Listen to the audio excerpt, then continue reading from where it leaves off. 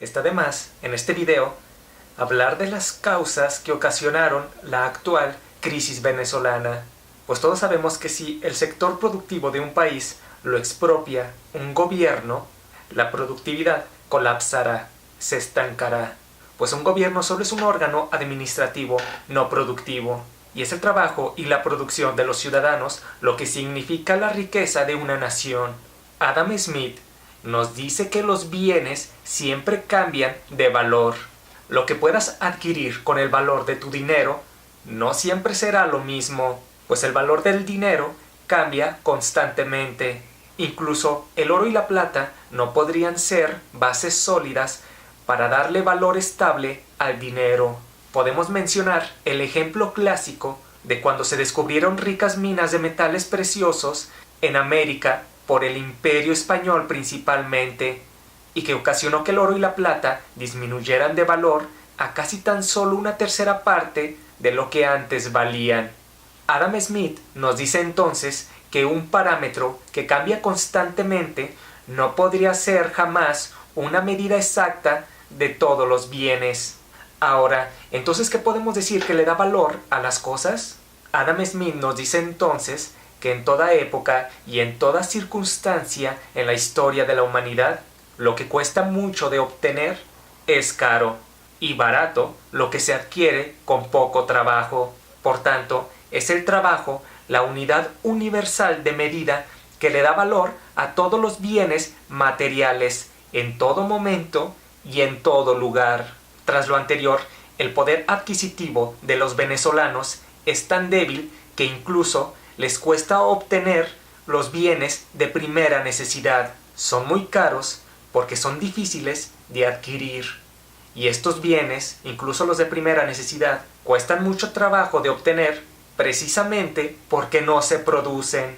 Por lo anterior, la solución al problema económico de Venezuela no se resuelve con criptomonedas, ni con restarle ceros a los números de los billetes, o ni siquiera incluso con respaldar la moneda con oro. La única solución es la producción, pues con ella se abastece a la ciudadanía, primero, de los bienes indispensables, principalmente los alimentos y las medicinas, y en un segundo tiempo de bienes industriales de otro tipo. Si Venezuela renace su campo, de tal forma que no solo le dé abastecimiento a su población, sino supongamos que comercialice e intercambie sus productos agropecuarios con otras naciones, eso obligaría a las otras naciones a reconocer, equilibrar y nivelar la moneda venezolana con la de ellos. Porque si el bolívar venezolano es una moneda sumamente débil con respecto a las demás monedas, pero a su vez, con ella, el venezolano puede adquirir y abastecerse eficazmente con productos del campo, dado una buena producción. Al exportar dichos productos a otros países, esos otros países tendrían muchos problemas con los productos venezolanos, pues al ser tan baratos, la industria de esos países correría el riesgo de no poder competir con los precios tan bajos de los productos venezolanos. Por ello, los demás países, gracias al comercio internacional, se verían orillados a reconocer la moneda venezolana y la inflación desaparecería. Recuerda, la única solución a la inflación es la producción y la competitividad. Pues bien, hasta aquí muchos dirían, ¿a poco? No me digas. Es obvio que los problemas económicos de Venezuela se resuelven con la producción. Es obvio que fortaleciendo el sector productivo se resuelve el desabasto. Pero ese no es el problema. El problema es que el sector productivo fue secuestrado o expropiado por una dictadura política, incluyendo, obviamente, el sector del campo desde Chávez. El problema económico de Venezuela y su escasez no son más que un reflejo o una implicación de un problema más bien político. Si la fuente y la raíz del problema es el gobierno, pues entonces habría que cambiarlo, habría que removerlo. Pero, ¿cómo lograrlo? Pasemos ahora del padre de la economía, Adam Smith, al padre de la política moderna, Maquiavelo. Pues bien, para remover el gobierno de un reino, de un imperio o de una nación, existen dos vías, una dentro de tus murallas y otra fuera de ellas, es decir, una vía interna y una vía externa.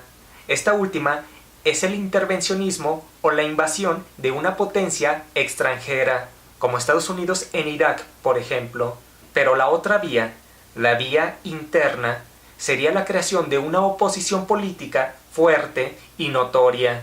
De ocurrir cualquiera de estas dos vías, si el pueblo le da la espalda a su gobierno, este no tardaría mucho en caer. Maquiavelo dice: nada debe temer tanto un príncipe como ser aborrecido y despreciado por su propio pueblo. Entonces, sin el apoyo de su población, un gobierno estaría en la cuerda floja. Por ello, si tú eres, supongamos, un periodista venezolano, no ocultes la verdad, evidencia y exhibe las injusticias del gobierno.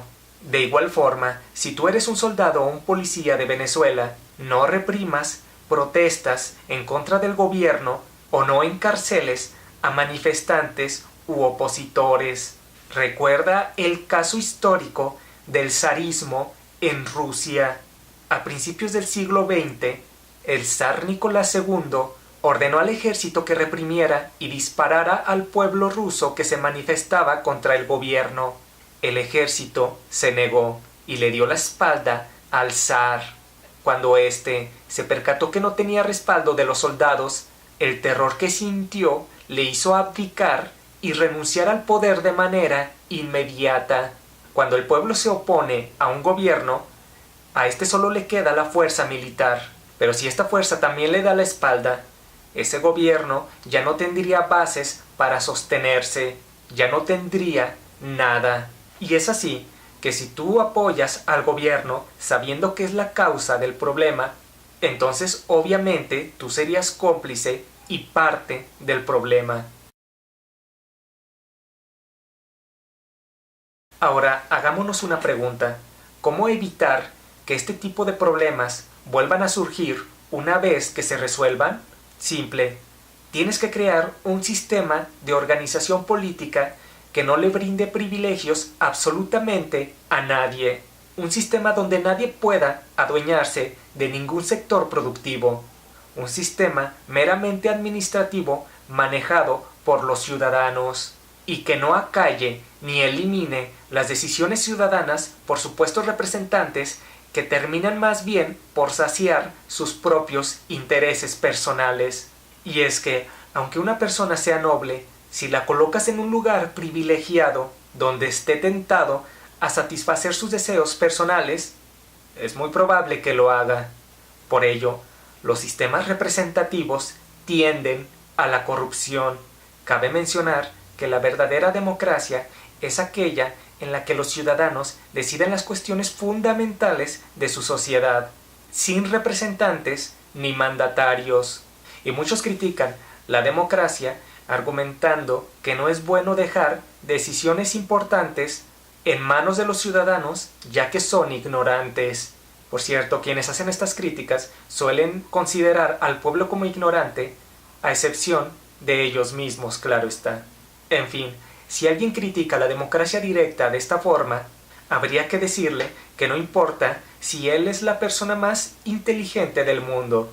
Por ejemplo, un niño de 5 años es más consciente de los problemas que ocurren en su hogar porque los padece y los sufre directamente. De igual forma, un campesino sabría más de los problemas del campo, ya que los vive y los padece directamente. No hace falta ser un genio para saber que existen ciertos tipos de conocimiento que se adquieren por la experiencia. Por ejemplo, aquel que prueba un pastel sabe más de su sabor que incluso el chef o el cocinero que lo preparó, aunque el primero sea un ignorante en cuestiones culinarias o ni siquiera sepa cocinar. En síntesis, la ciudadanía sabe más de los problemas sociales porque los padece directamente, en lugar de los políticos, que lo único que saben es de sus intereses particulares. Digo, obviamente los políticos son ciudadanos, pero si los pones, reitero, en un lugar privilegiado, de lo único que sabrán son de sus intereses personales, ya que ellos no se fijarán en los problemas sociales que sufrían antaño, pues ya no los tendrían.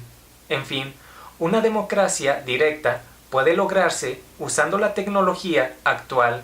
De esta forma, la ciudadanía, usando un medio digital, podría votar por proyectos plasmados en dicha plataforma y que a su vez crea que pueden resolver los problemas o necesidades que afronta su sociedad, y al hacerlo, comprometería sus impuestos para hacer del proyecto por el cual votó una realidad. Habrá ciudadanos quienes voten por proyectos de seguridad porque crean que son los más prioritarios.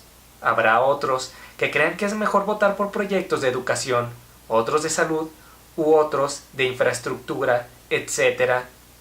Pero lo importante es que cada ciudadano elegiría en base a su voluntad y libertad, en lugar de haber un sistema político que ocasiona que ciertos individuos monopolicen las decisiones ciudadanas. Si observamos la historia, veremos que los primeros países en ser capitalistas, como Holanda, Inglaterra o España, tenían una gran ventaja contra los que eran feudales. Y siglos después, los primeros países en ser representativos, como Estados Unidos, tenían una gran ventaja contra aquellos que eran monárquicos.